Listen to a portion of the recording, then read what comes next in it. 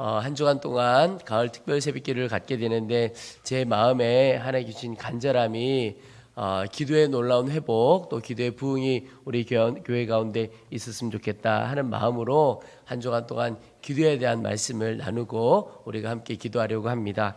그런데 제 마음 가운데 참 특별한 사모함 중에 하나가 기도에 대한 말씀을 많이 나누는 것보다 실제로 더 기도하는 것이 중요하겠다 하는 생각을 갖게 됩니다. 우리 선교사님이시면서 우리나라 사람들보다 더 사랑하신 우리 대천덕 신부님께서 예수원이라고 하는 공동체에서 사역을 하실 때 그 안에 놀라운 하나님의 역사가 있어서 또 기도의 사역이 참 대단해서 기도에 대한 말씀을 좀 전해달라고 하셨을 때 대천덕 신부님께서 그런 이야기를 하셨습니다. 내가 기도해야 할 기도의 제목들이 너무 많아서 기도가 무엇인지 기도는 어떻게 해야 되는지 나누러 다닐 시간은 사실 많지 않습니다. 그런 얘기를 하셨는데 참 귀한 도전이 되는 것 같습니다. 여러분, 기도에 대한 말씀을 많이 듣는 것보다 실제로 기도함으로 하나님의 은혜를 누리는 우리 모두가 되시기를 축복합니다. 기도는 정말 하나님의 축복이고 기도의 부르심은 그래서 축복의 부르심이라고 말할 수가 있겠습니다. 여러분, 기도는 특별한 때만 하는 것이 아니고 이제 우리 모두가 기도하는 사람에서 기도로 사는 사람이 되어지기를 축원합니다.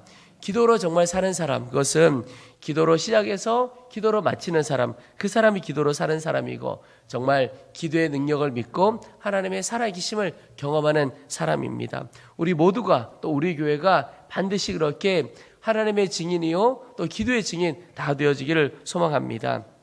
한 주간 우리 가운데 기도의 부흥이 있기를 원합니다. 기도에 대한 말씀을 준비하면서 가장 먼저 제 가운데 주셨던 말씀이 우리 성도들과 함께 나눠야 될 것이 도대체 왜 기도해야 하는가 하는 것입니다.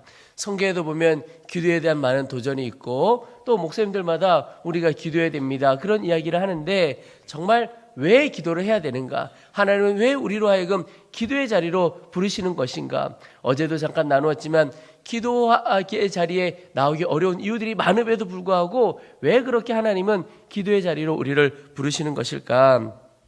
먼저는 우리 인생에 우리 힘으로 감당할 수 없는 어려움이 우리의 삶 가운데 있기 때문에 그렇습니다.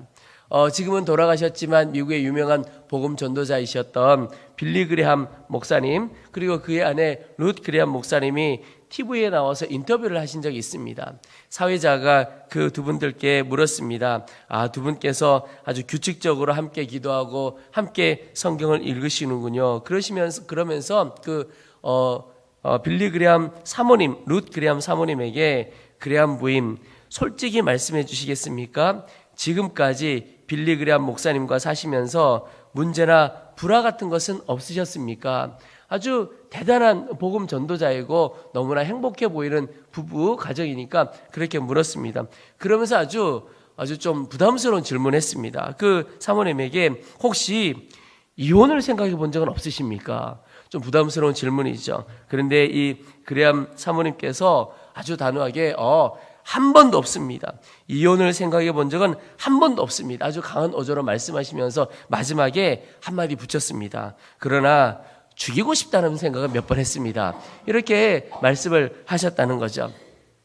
여러분, 이게 무엇을 뜻하느냐 하면 그렇게 대단해 보이고 아무런 문제 없어 보이고 완벽해 보이는 빌리 그레함 목사님의 가정조차도 극복해야 될 문제가 있었고 해결해야 될 문제들이 있었다는 것을 보여주는 것입니다. 여러분, 이 땅을 살아가는 모든 사람에게는 어려움이 다 있습니다. 어려움 없는 사람은 없습니다. 겉으로 보기에 저 사람은 아무 문제도 없어 보이는 것처럼 보여도 실제로 그 내면 안으로 들어가 보면 누구에게 이야기하지도 못하고 나누지도 못한 문제들을 다 갖고 살아가는 것이 우리 인생입니다. 근데 그때 하나님께서 하나님 앞에 기도할 때 그 문제를 넘어서고 극복하실 수 있도록 도와주시는 겁니다. 그것을 위하여 우리로 하여금 기도의 자리로 나오라 이끌어 주시는 거죠. 이 땅을 살아가면서 우리 인생들이 깨달음이 필요하죠. 위대한 깨달음 중에 하나가 무엇이냐면 바로 내 인생 내 힘으로 살 수 없구나라고 하는 깨달음. 이게 진짜 참 큰 깨달음입니다. 여러분, 우리가 우리 주변에 있는 분들도 보시지만 사람들 중에는 여러 종류의 사람이 있습니다. 한 사람은 내 인생 내 힘으로 살아갈 수 있다고 생각하고 정말 내 힘으로 열심히 살아가는 사람입니다. 그런데 이 사람의 인생이 어떤 인생입니까? 계속 고생만 하는 인생입니다. 수고하고 수고하지만 열매 맺지 못하고 괴로워하고 낙심하고 좌절하며 살아가는 인생이 됩니다. 그리고 또 한 사람은 내 힘으로 열심히 살아보다가 돌고 돌아서 내 힘으로 살 수 없다는 것을 깨닫고 그때야 기도하며 하나님 앞에 나아오는 사람입니다. 참 인생을 약간 허비하긴 했지만 그래도 복된 인생입니다. 안타까운 인생에서 이제 하나님께서 역사하신 인생으로 돌아온 사람이라고 할 수가 있죠. 그리고 마지막으로 어려서부터 아주 빨리 자신의 무능함을 깨닫고 기도로 사는 사람입니다. 우리 인생 하나님 없이는 살 수 없어. 빨리 깨닫고 주께 나온 인생이죠. 그 사람이 진짜 복된 인생입니다. 여러분, 우리가 얼마나 인생을 살아왔는지 모르지만 지금부터라도 내 인생 과거는 상관하지 않고 지금부터 하나님 없이는 살 수 없고 주의 도우심 없이는 살 수 없다고 온전히 전심으로 깨닫고 고백하고 살아갈 수 있게 되기를 축복합니다. 그게 정말 복된 인생, 헛된 수고하지 않고 살아가는 인생의 첫 시작이 되는 것입니다. 여러분, 조금만 생각을 해보십시오. 우리의 자녀, 우리의 인생 어느 것 하나 내 힘으로 해결할 수 있는 게 없습니다. 정말 그런 겁니다. 예수님께서도 우리가 우리의 머리털 하나조차도 우리 힘으로 어떻게 할 수 없다고 말씀하신 거죠. 우리 인생을 돌이켜보면 내 힘으로 해결할 수 없는 수많은 문제들, 수많은 어려움들이 우리 인생을 둘러싸고 있는 겁니다. 하나님의 도움 아니면 한순간도 살 수 없고 한순간도 설 수 없는 것이 우리 인생인 것이죠. 그래서 기도로 부르시는 주님의 부르심은 주님께서 우리를 도와주시겠다고 손 내미시는 겁니다. 주님께서 손 내미실 때 그 손을 꼭 붙들어야 하는 겁니다. 다른 손 붙들려고 헤매지 말고 하나님께서 내미시는 그 손 붙들고 살아가는 거죠. 여러분, 오늘 이 새벽에 가장 먼저 내 인생 내 힘으로 살아갈 수 없구나 인정하게 되시기를 바랍니다. 그리고 주님께 구하는 겁니다. 주의 손을 붙들고 나아가는 겁니다. 이것이 지혜로운 인생이고 복 있는 인생입니다. 또 하나, 하나님께서 왜 그렇게 기도의 자리로 우리를 붙드시는 것인가? 그것은 기도할 때 하나님의 축복을 다 누리게 되기 때문에 그렇습니다. 여러분, 하나님은 축복의 하나님이시고 우리에게 은혜와 복을 베풀어 주시려고 하는 하나님이십니다. 근데 그 은혜와 복을 기도하는 자가 온전히 다 누려가게 되는 겁니다. 오래전에 나온 책이지만 야베스의 기도라고 하는 유명한 책이 있습니다. 근데 그 책 안에 보면 존이라고 하는 한 남자의 이야기가 나오는데 이 사람이 천국을 구경한 이야기가 나옵니다. 이 존이라는 사람이 베드로의 안내를 받아서 천국 여기저기를 둘러보게 됩니다. 근데 다니다 보니까 이상한 건물 하나가 보이는데 창문은 하나도 없고 꼭 보니까 창고 같은 건물이 하나가 있는 겁니다. 건물을 구경하고 싶어서 베드로에게 부탁을 했더니 베드로가 그 건물 구경 안 하는 게 좋을 텐데 좀 꺼려하는 겁니다. 안 보는 것이 낫겠다고. 근데 여러분, 우리가 보지 말라고 하면 더 보고 싶은 게 우리잖아요. 그래서 이 존이라고 하는 사람이 뭐냐고 꼭 보여달라고 결국 베드로가 문을 열어줍니다. 가보니까 바닥에서 천장까지 수납장처럼 선반이 있고 그 안에 상자들이 빼곡히 있는 겁니다. 근데 보니까 상자마다 사람 이름이 적혀 있는 겁니다. 보는 순간 이 존이라고 하는 사람이 베드로에게 제 것도 있습니까? 근데 베드로가 있지요 하면서 그 사람의 이름이 적힌 상자 앞으로 가는데 이미 벌써 베드로가 가서 내려주기도 전에 존이라는 사람이 꺼내서 푸는 겁니다. 그 묶여있는 리본을 풀고 뚜껑을 열어봤더니 뚜껑을 여는 순간 베드로가 이전에도 수차례 들어보았던 그 한숨 소리가 이 존의 입술에서부터 나오는 겁니다.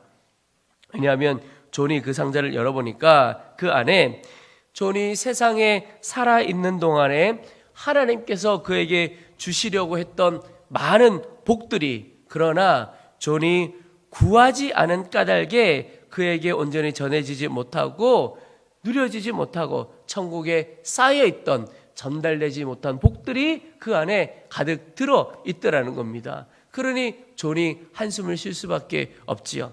여러분, 오늘 우리가 읽었던 말씀입니다. 구하라 그리하면 너에게 주실 것이요, 찾으라 그리하면 찾아낼 것이요, 문을 두드리라 그리하면 너에게 열릴 것이니 구하는 이마다 받을 것이요, 찾는 이마다 찾아낼 것이요, 두드리는 이에게 열릴 것이니라. 여러분, 하나님께서 주시려고, 우리에게 열어주시려고 했던 많은 것들이 있는데 우리가 구하지 않아서 누리지 못한다면 얼마나 안타까운 일이겠습니까? 여러분, 하나님은 축복의 하나님이시고 약속의 하나님이십니다. 그 말은 우리 인생, 우리 가정, 우리의 자녀들을 향한 하나님의 놀라운 계획들이 다 있다, 이런 뜻입니다. 하나님의 약속들이 다 있습니다. 그런데 그 약속들이 언제 실제가 되어지느냐? 기도할 때 약속이 실제가 되어집니다. 저는 제가 가지고 있는 마음의 소원 중에 하나가 정말 간절함이, 하나님께서 약속하신 그 약속들이 이 땅에서 제 삶에 다 누려지기를 원합니다. 여러분, 약속으로만 끝나면 얼마나 안타까운 인생입니까? 여러분, 하나님의 약속이 다 실제로 성취되어지는 놀라운 삶을 살게 되기를 축복합니다. 근데 그게 기도할 때 이루어진다는 겁니다. 하나님께서 약속하신 삶이 어떤 삶입니까?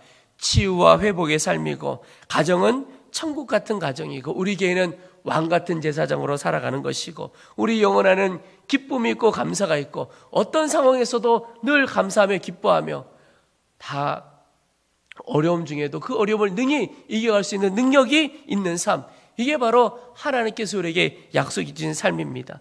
여러분, 이 놀라운 하나님의 약속들이 기도를 통하여 실제가 되는 거죠. 그래서 하나님께서 우리로 하여금 그 축복을 누리는 자리로, 하나님의 약속이 실제가 되는 기도의 자리로 인도해 가시는 것입니다. 또 하나, 하나님께서 우리에게 왜 기도하도록 하시는가? 왜 기도의 자리를 이끄시는가? 그것은 기도할 때 하나님을 경험하기 때문에 그렇습니다. 여러분, 하나님은 살아계시다고 말하고 하나님은 능력의 하나님이라고 말하는데, 우리가 실제로 그 하나님을 살아계신 것을 경험하고 그 하나님의 능력을 경험하고 그 도우시는 주님의 손길을 경험하며 살아가고 계십니까? 실제로 그렇게 경험하는 길이 바로 기도할 때 이루어진다는 겁니다. 우리 감리교회 창시자셨던 웨슬리 목사님, 기존의 교회에서 거절당하고 이래서 야외에서 말씀을 많이 전했습니다. 웨슬리 목사님이 남긴 일기에 보면 이런 내용이 있습니다. 4월 25일 나는 10시경에 터드몰텐 근처에서 설교했다. 사람들은 산등석ing에서 줄줄이 서 있었다. 그들의 외모로 보아서는 굉장히 거친 사람들이었지만 그들의 마음은 촛농이 녹아내리는 것 같이 부드러웠다.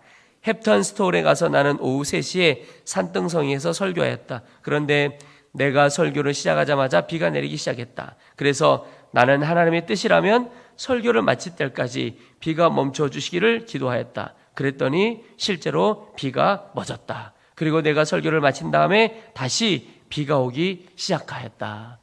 여러분, 하나님의 살아계시다고 말하죠. 살아계심을 말씀도 전하죠. 그런데 그 살아계심을 실제로 경험하는 사람은 어떤 사람이냐? 기도하는 사람입니다. 여러분, 우리가 지난 여름에도 두 팀이 단기 선교를 다녀왔지요. 또 개인적으로 다녀오신 분들도 있으신데 꼭 한 번이 아니죠. 할 수 있으면 매년 단기 선교 현장에 꼭 가보시기 바랍니다. 왜냐하면 단기 선교 현장에서 살아계신 하나님을 경험하기 때문에 그렇습니다. 사실 저도 단기 선교 팀들을 이끌고 다녀보지만 선교를 가면요, 그 선교지에 있는 선교사님이나 선교지에 있는 사람들이 은혜를 받기보다 오히려 선교 가는 우리가 사실은 더 은혜 받을 때가 훨씬 더 많습니다. 왜냐하면 이곳에서는 그저 그렇게 신앙생활을 해가다가 선교 현장에 가면 기도하지 않을 수가 없거든요. 다 낯설고 다 어려운 거예요. 근데 기도하면 하나님의 역사를 경험하는 겁니다. 부족함이 있는데 기도하면 하나님이 채워주시고, 닫힌 문이 있어요. 기도하면 하나님이 그 문을 열어주시는 겁니다. 살아계신 하나님을 지식으로만 아는 것이 아니라 실제로 체험하고 경험하여 알게 되는 역사가 있는 것입니다. 여러분, 기도하는 성도에게 하나님의 능력이 임하고 능력의 하나님을 경험합니다. 예수님께서 귀신을 내어 쫓은 적이 있으신데 그때 제자들도 막 귀신을 내어 쫓으려고 하다가 하지 못하고 예수님께서 오셔서 귀신을 내어 쫓아 주셨습니다. 그때 제자들이 우리는 왜 안 됩니까? 그렇게 물은 적이 있습니다. 그때 예수님께서 기도 외에는 다른 것으로는 이런 종류가 나갈 수 없느니라. 여러분, 예수님의 삶과 사역에 능력이 있었죠. 근데 그 능력의 비결이 무엇이냐면 바로 기도였던 겁니다. 기도가 능력의 하나님을 경험하는 길이 되는 겁니다. 사람이 일하면 사람이 일할 뿐이지만 사람이 기도하면 하나님이 일하신다, 이런 말이 있죠. 여러분, 우리가 애써 일하면 우리 수준의 삶만 살아가게 되는 겁니다. 그런데 기도하는 자는 하나님 차원의 인생을 살아가게 되는 것입니다. 여러분, 똑같은 인생을 살아가는데 어떤 사람은 그저 사람 수준의 인생을 살아가고 어떤 사람은 하나님 차원의 인생을 살아가고, 여러분 어떤 것을 선택하겠습니까? 여러분, 기도하는 성도 되셔서 하나님 차원의 인생을 경험하고 하나님 차원의 능력을 경험하는 귀한 삶을 살게 되시기를 축복합니다. 기도하는 성도에게만 하나님의 능력이 있고 기도하는 성도에게만 하나님의 역사가 있습니다. 이것이 하나님을 경험하는 것입니다.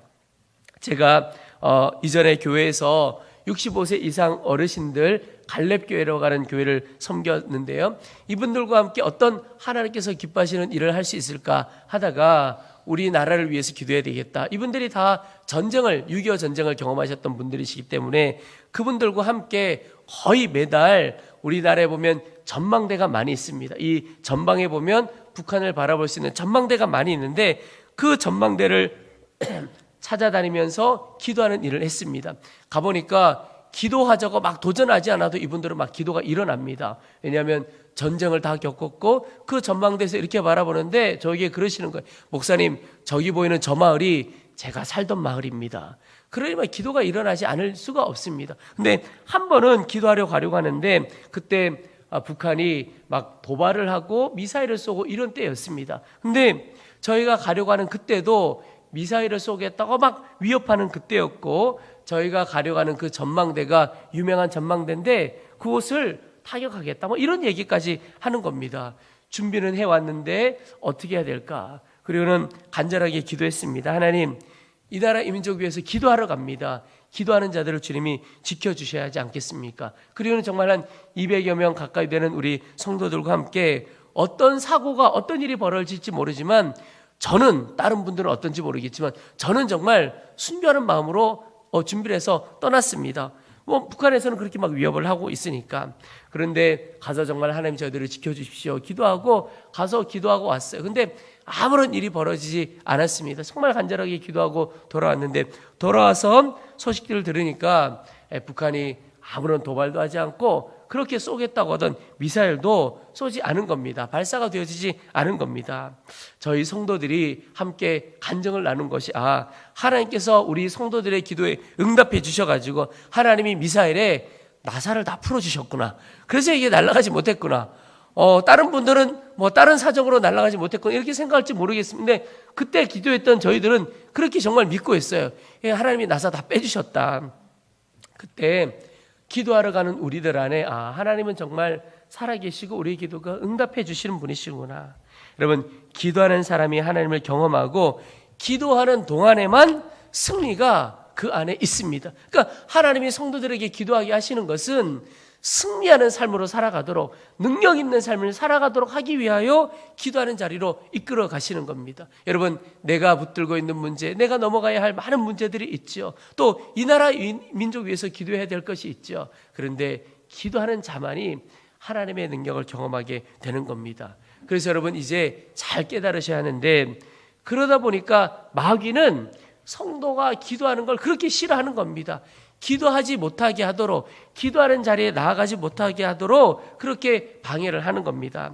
C.S. 루이스가 쓴 스크로테이프의 편지에 보면 그 삼촌 마귀가 조카 마귀에게 이렇게 좋은 말씀들을 전해줍니다. 어떤 말씀들을 전해주냐면 성도들이 하나님을 알아가지 못하도록, 기도하는 자리에 나아가지 못하도록 막 교훈을 하는 겁니다. 근데 그 내용들에 보면 어떤 것이 있냐면 성도가 기도하지 못하도록 막아야 된다. 그러면서 어떻게 기도하는 것을 막을 수 있을까? 그들을 바쁘게 만들어야 된다. 또 복잡하게 만들어야 된다는 거예요. 뭔가 인생을 복잡하게 만들고 또 따지게 만들어라. 예를 들면 이런 겁니다. 우리가 5시 반에 예배를 드리죠. 그런데 이제 이 삼천 마귀의 뜻은 이런 겁니다. 아니 딴 교회는 다 5시 하는데 여기는 왜 5시 반에 합니까? 뭐 이런 거. 주차는 어디다 합니까? 어떻게 와야 됩니까? 버스가 그 시간에 다닙니까? 안 다닙니까?